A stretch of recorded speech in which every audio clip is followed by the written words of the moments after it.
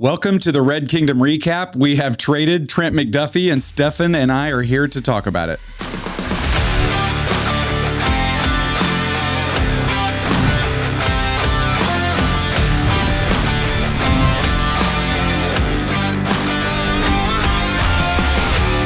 We have a lot going on. It was really a crazy week for us. Yeah. McDuffie trade is a huge one. I think the biggest trade of the offseason so far.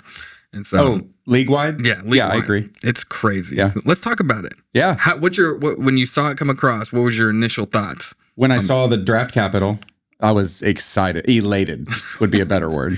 You know, people are saying that McDuffie, the Chiefs do this where we raise up and we kind of have a low return on what we expect from our cornerbacks when it comes to we run through them. Yeah. We build them and let them go. Yeah. We develop Sneed, and then Marcus Peters. Trade or release. Exactly. Right. Yep.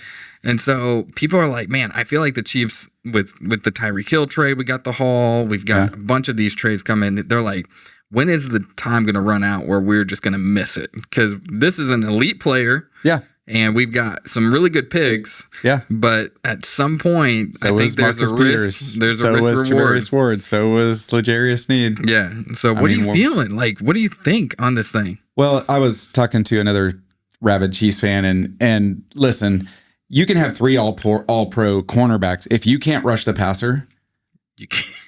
Yeah. You've got a quarterback sitting back there with his, drink with the umbrella in it. And, eventually he's going to find open receivers. I don't care how locked down your secondary is. The other thing with a cornerback is if you have three or four of them, great. If you have one, which our others are okay, you can avoid him. You can just lock down. All they can take out is one player. Yeah. And so for me, I think this has been a wise strategy that's gone all the way. The last draft pick hit cornerback we paid a second contract to was Eric Berry. That's crazy. Yeah. We didn't Marcus Peters. We didn't. It's it's the dynastic kind of mentality. Mm-hmm. It's like, man, our team is bigger than one player. Mm-hmm. It's hard to see. It's hard to to watch your guys go. Yeah. He's the franchise guy. He's the guy you want to see. And the homegrown, he drafted him up. And, yeah. But man, I think it's the right move long term. Yeah. So it'll be well, you can't sustain. You become so. We saw this, I think, last year. I texted you about. We became so top heavy on with our salaries. Yeah. We've got the highest paid kicker. We got the highest paid quarterback. We got the highest paid center. We got the highest paid right guard. We got the highest paid tight. It's just you can't pay every position group top of the market money. And you get connected to these guys and it's a weird balance because we have won the Super Bowls with them. Yeah. We build the team. Yeah. And players age. Players have different mentalities, and it's hard the league adjusts and catches up. Exactly. And so the names, it's hard to see them go. Yeah. But these are the decisions that companies, that teams have to make in order to keep this process rolling. You can take the sentimental approach. Oh, we're just going to keep everybody together and pay all of the draft picks that hit. And then you're going to have 3 or 4 years where you're a mediocre team at best because you became top heavy. Mm-hmm. And those high salary players are getting 30, 32, 33 years old. Yep. And so it's a decision they had to make. I mean, they were short on draft capital, 6 draft picks, and it's a position group that, like we've said over and over, that they know how to draft and develop 5th round picks. The Jalen Watsons and even Noah Williams was a 4th round pick, and he's going to be a dog. So yeah, I'm feeling pretty excited. Yeah. It does change the way I think about the draft. We were so excited 100% about this early draft pick. Now it kind of opens this thing up to a lot of options, a lot of opportunities. I think there's going to be a lot of movement day of draft. Mm-hmm. So what are your thoughts on how we're going to anticipate and move into the draft at this point with 2 first-round picks? When's the last time we ever had 2 first-round picks? Well, we drafted in 2022. We drafted McDuffie at 22 and Karlaftis because of the Tyreek trade. Right, because of the Tyreek trade. So. Yeah, that's right. Mm-hmm. So what do you think? Where do you think we're going to go on this? I think we're about we're in uncharted territory because of how many positional need groups we have. We need running back. We need cornerback now. Mm-hmm. We need defensive line. We need edge. We need wide receiver. And there are players that are top 10, top 15 players, on the board. Yeah. So honestly, I think it could be any of those position groups could be our first pick, honestly. Man, there's a ton of talk about Jeremiah Love. Yeah. I know how you feel about him. Yeah. I think it'll be interesting to see. Well, it's not how I feel about him. I think he's going to be a great player. But the positional it's hard value. It's like that value of that early of a pick when you have a defensive lineman, a defensive end that might be these position groups, guy. D lineman, DN, wide receiver, cornerbacks. The second contracts for these guys are 25, 30 plus $1 million. Yeah. No running backs get paid more. I mean, Saquon Barkley's what, 14, 15? Yeah. Kenneth Walker's going to exactly. So it just doesn't make financial sense to draft a running back that high. However, there is an argument, and I can disagree with it, but people could make the argument that you take the best player in the draft. The best player available sure. when he gets to you. And that's a, Yeah, two different mentalities for sure. I think that the idea of getting a defensive end that's a generational guy, we have him for 5 years minimum. Lock him up before you really have to pay him. Running backs, I mean, they just filter through. Yeah, they really do. They have 3 to 5 years to where they're on it. The Derrick Henrys and the Saquon Barkleys are kind of unicorns. Yeah, these days. Truly. I mean, you see guys like Alvin Kamara, who they were just leading the league in everything, and now it's just. But how quick do they fall off? Yeah. Within a couple of years, usually. So I'm not a fan. You're not probably going to see that change of using the 9th pick for Jeremiah Love or moving up, for goodness sake. Surely they won't do that. But what do you think we'll do with Pacheco? Is he going to? Is he gone? Yeah. I would think. He's a free agent. So if they re-sign him, I will probably. If we start monetizing here, you'll have to pay for counseling sessions for me. I'll have to go toward that if we re-sign Pacheco. It makes no sense. But. Yeah. So it'll be interesting to see on that. We got 4 total picks for McDuffie. We got first round 29. Yeah. We got it was 5, wasn't it? 4 this year and 1 next year. Is that right? We'll see. Let's see. Keep talking and all. So we got the 29th. We got a 5th, 6th, and then I think a 3rd round in next year. You let me know if I'm wrong. Because I might be. But we got some really good draft capital out of him. We got really, really good draft capital. The thing I was telling you earlier, this is kind of a crazy thing. So when we traded Tyreek Hill, we got 5 draft picks for Tyreek. McDuffie was one of those draft picks. He was, yep. And from the Hill trade. Now we traded McDuffie for 4 picks, unless I'm wrong. We have 4? 29th overall pick, 5th, 6th round picks, and a 3rd round pick next year. You're right, 4. Okay, so 4 picks. Yep. So out of Tyreek Hill trade, we've had 9 picks and a killer dog with McDuffie. Yep. Did you pull up the 22 draft? You should. Yeah. You want me to? Yeah. Let's see who these guys were. Read that off again. This is the 2022 draft hat. Nice. So I was pretty excited about that draft, and it turned out to be okay. Trent McDuffie, George Karlaftis, Sky Moore, who I actually think could have been coached up. We've seen him in different wide receiver places. Development is a whole nother conversation. Brian Cook, Leo Chenal, Josh Williams, Darian Kennard, Jalen Watson, Isaiah Pacheco, and Najee Johnson. Dude, all those guys have contributed in some roles. way. Right. The only one you could argue didn't contribute in a meaningful way would be Darian Kennard.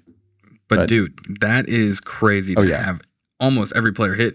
All of them are still within the league, and most are on the team. Yeah, Brian Cook and Leo Chenal are, they're done with their rookie contract. They're going to get free agent money. We probably won't be able to afford to keep them. For sure. We did pay George Karlaftis early, got tremendous draft capital for McDuffie. Josh Williams is still on the roster. Backup cornerback, special teams guy. He had moments where he lit it up, though. He did. When we needed him. Jalen Watson, you could argue we need to re-sign him now. Yeah, right. I think so. Isaiah Pacheco, he petered out after the injury, but we got 2 good years out of him. And then Najee Johnson, special teams depth. There we go, man. Oh, yeah. So I feel good about Noel Williams. I feel good about Watson. Yeah, I think Christian Fulton, the free agent that we didn't play for 3/4 of the year, but then he came in and we're looked like, good. What in the world is this deal? Didn't make sense. He's on a 2-year deal? Yeah, he's on 2 years. So we've got him here. We could cut him and save, I think, $4 million on the cap, but we need to keep him. Now we made some major moves when it came to cap. So Wednesday we had to be under cap regulations, break even or whatever. But we've got $50 million if we restructure Chris Jones. Oh, if we restructure. Correct. Okay, so we restructured Mahomes, and we got rid of Jawan Taylor. Yep. Cut Taylor. Cut. Can we have Mike a celebration about that? Yay! Woo! All right, Chiefs Kingdom, celebrate with us. Man, it'll be so nice to see a little less laundry on the field this year. Oh my goodness! There were so many plays. I was thinking about this season, And we had a lot of one-score games, a lot of games that were like close. You and I, when we were going through the season, we're like, we don't deserve to win these games. So it is what it is. But man, there were so many drives where we were moving the ball and it just got stifled by penalties. It counted a lot more than even just the penalty yards. Yeah. Like there's a lot of momentum that got shifted. Yep. And I am just so thankful that we are through that phase. It was the number of penalties with Jawan Taylor. It was also the timing. You're right. It was just back-breaking. Yeah. Yeah. Drive stalling. Tons of momentum. Big third downs. Which Chris Jones had those too, to be quite honest. But he had some frustrating ones. But he's bought quite a bit more capital with the team than Jawan Taylor. Yeah. So, and Jawan, did you know we were trying to like get a draft pick out of, because he's still under contract until he's nobody would give us even a 7th rounder for him. They were like, hey, we are going to let you go on Wednesday unless we can get something. Sure. And so, but yeah, we just ended up letting him go. Yep. But man, it'll be really interesting to see. I'm excited for the draft and specifically seeing what we can do with these picks. I'm always a fan of Veach. Like you said, the 2022 draft was unbelievable. Veach has been the guy. Like 2023, 2024, and 2025. I mean, there are players for sure, but not. It's not 2022. That year. That was his golden year for sure. Oh, it was the year for the Chiefs, and we were on an uphill swing that was just awesome. Yeah. There was a lot of momentum going into that time. After the Hill trade, and So it'll be interesting to see what we do with Hill. You don't like the idea of him coming back. Not even a little bit. I think the irony of the whole thing of getting those 9 picks and then bringing him back on a pretty minimum basis. You let him go, you get all these picks, one of which being McDuffie. You get picks from that, and then you get Hill back in the end. Dude, that would be wild. That would just be poetic. I don't think if anything were to happen, it'll be mid-season. Like he's got to be 100% healthy and show what he can do. Yeah. But that would be crazy. I just think we have too many spots to fill. Yeah. On the roster. But we do need a receiver. Yeah. And I'm thinking that 29th pick could be a good spot for that. What do you think are the main needs? You kind of went through them earlier, but that we'll have to hit in this draft or free agency. If we do restructure Jones and we get that 50 million range, that's some bang that we can bring some real with free agency. Yeah. I think you have to go with a known quantity at running back in free agency. I think you have to get Kenneth Walker the third. I think you have to get Travis Etienne. Algiers is, I'd be okay with maybe. Yeah. But you have to get one of those top 3 free agent running backs, because I don't think you can gamble on Jeremiah Love being there at pick 9. I think he was the standout at the combine. Yeah. Saw the buzz. For sure. I just don't think you can, And like you said, is it better to use that pick for somebody that we can have long term that's going to have longer value for us? Yeah. And so I think if we do that, which I hope we will, lock in one of these free agent running backs sooner rather than later. Yeah, so we know we got that. Yeah, and we can. And I think they still will draft a running back, but 3rd round, 4th round, 5th round. Yeah, but I think the biggest need for us is defensive line. You could argue tackle or edge, but one of those 2 positions. And based on what we did with Mike Dana, like they're going to get probably 2 guys in the draft. Oh yeah, minimum. I think so for sure. Yeah, because we got Norman Lott coming back, who flashed a little, but he's coming back after a major injury. So Karlaftis did not have the year. Hopefully he can have a bounce back. Yeah, they've got motors though. Yeah. Like it's just a matter of getting these guys in the lanes. I think defensive line, and honestly, I think wide receiver. Because look at our wide receiver room. We haven't re-signed Tyquan Thornton. Which we have to. I think we do, but they haven't. And then we have to, what are we going to do with Hollywood Brown? What are we going to do with Juju? These are all guys on 1-year deals. Yeah, they were on. Now they're free agents. Yeah. And then Rasheed's got a bunch of weird stuff off the field. Yeah. So we're looking at going into next year right now with Xavier Worthy, Rasheed Rice, and Jalen Royals. Well, and who's the punt returner? Nico Remigio. So. Yeah, but he's more of your special team guy. But that's not a lot of depth, Stefan. Yeah, we've got to make some move there. Yep, and another year older for Travis Kelce, too. And the Bills just got more from Chicago. They've got DJ Moore, like number 1 guy now. Saw that, yeah. So I've heard rumblings of Stefan Diggs coming over. Who knows? He's not your number 1 guy, though, anymore. He's not the guy. And when was the last time that Brett Veach brought in a 30-plus-year-old wide receiver? Not he's done it, but not in like meaningful ways. Like Right, he did with they're Hopkins. usually like exactly. He's brought some of these guys in, the end but of they their never career, really have like league minimum impact. guys, or give them their first, second chance. Like they never, like John Ross or Kadarius Toney. Exactly. Yeah, and it's but we've never for, brought one of these previously paid $30 million a year, 30-year-old quarterbacks. For like Veach has never done that. Mm-hmm. Yeah, it's true. So we'll see. Things are changing though, so you never know. There might be an avenue for that, but it will be fun. Do you have any receivers in the draft that you really like? Yeah, I do. I like Carnell Tate.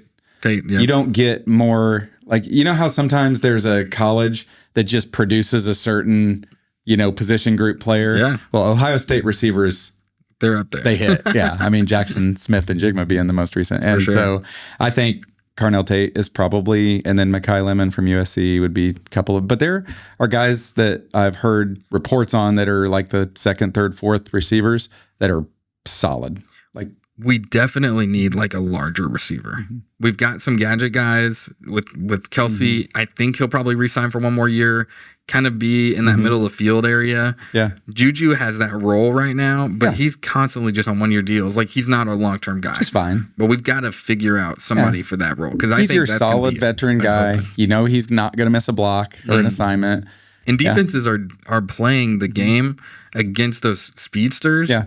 Like JSN had a crazy year this year, but he's really a number one. He's not like a gadget guy. I feel like we spend a lot of time on the gadget guys. We do. We love those. Yeah. Back and forth. Yeah. Those Mecole Hardmans and those Xavier Worthies. And Xavier's the guy. Yeah. Mm-hmm. So we need somebody that can really have a presence, like goal line, red zone, things like that. Oh, Andy Reid doesn't really utilize that type of receiver, though. Yeah, let's just be honest. Yeah, that's true. And when's the last receiver like that he's had? Well, we haven't been able to run the ball in the red zone, so we've got to figure Jeremy Maclin. out. I'm going way back. Maclin, yeah. Yeah, but I mean, do you remember a big-bodied X receiver that Andy Reid has utilized? No, you're right. In about a decade. Yeah, even in Philadelphia. Yeah. So he was always in the speedsters. Yeah. So, but he's always had some pretty solid running backs, though, and we just haven't had that rotation this year. Yeah. So, but I don't think we won Super Bowls. Everybody's all excited about Jeremiah Love and maybe getting Kenneth Walker, the Super Bowl MVP running back. We won Super Bowls with Damian Williams and Isaiah Pacheco. Okay, like we just need somebody that doesn't run into the back of the line and fall down. Yeah. Okay, like we need somebody who can bust off a.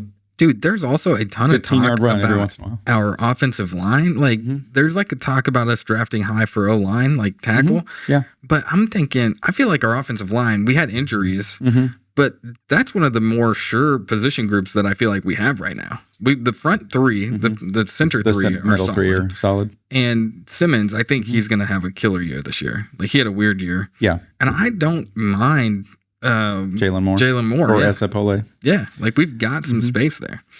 I think the fear people have is Josh Simmons was great when he played. Yeah, he was gone. We still don't know why he was gone for a month and a half, and then he comes back and he gets hurt, and he did have injury issues in college. And so I think there's a little bit of if Josh Simmons plays and Jalen Moore plays as well as he did last year. But what if? Yeah. In other words, our tackles are not as proven of a quantity as, Suamataia, Humphrey, and Smith. I just feel like there's so many other needs out there that we need to focus in on. You're not wrong. I saw one draft, like a mock draft, where we had a tackle in the first round. I'm thinking, what? I feel like we have like 6 other needs. I was watching a YouTube channel, and their whole episode was, how upset would you be if Veach took an offensive tackle at pick 9. It was funny. They were having fun with it because they could make the argument for long term, because it is a value. Yeah, it's position. another one of those. Sure, tackles make 25, the good ones, $30 million on a second contract. So, but you're right. Like our defensive line was atrocious. That was the reason for multiple losses. Most of our losses was we just couldn't get to the quarterback. Yep.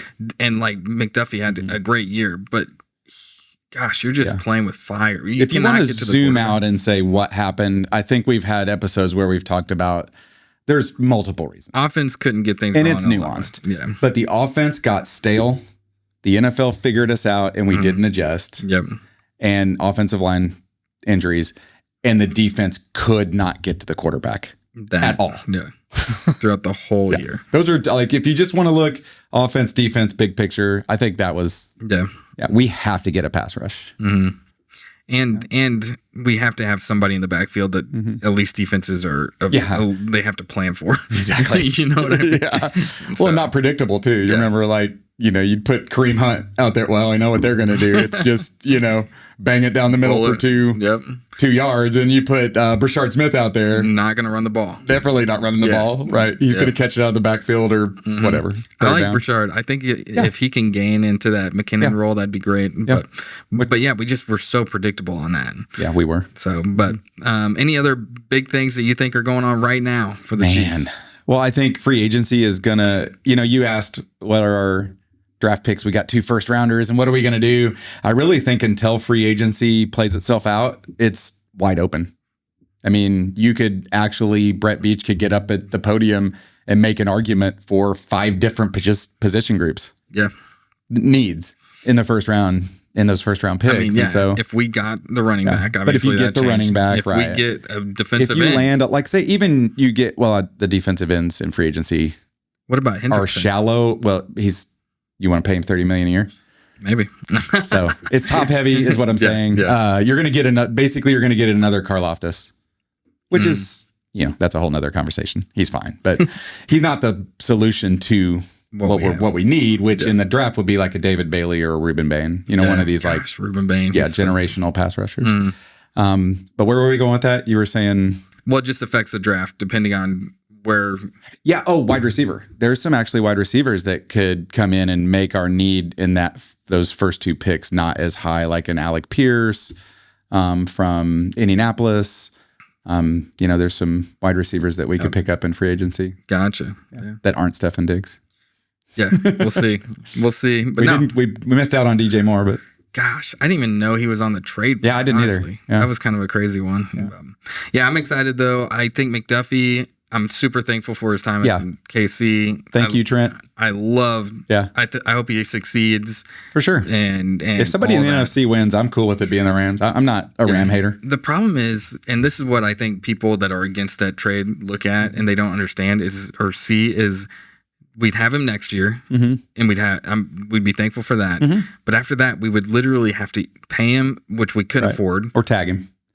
Which a tag for a corner is just $28 million probably next year. And then, or we just get rid of him for nothing, or we just lose him. So it's like, do we trust building up our DBs? I feel like we've got some good, solid ones. Yeah.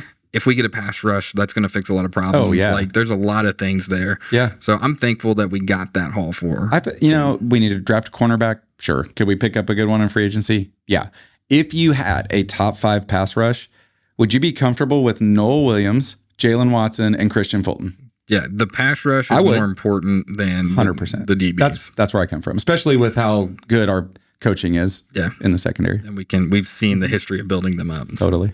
Cool. Well, hey, thank you for joining us for the Red Kingdom recap. We'll keep coming on here with different updates throughout. We'll get ready for the draft. Yeah. We'll get ready for training camp. And free agency first.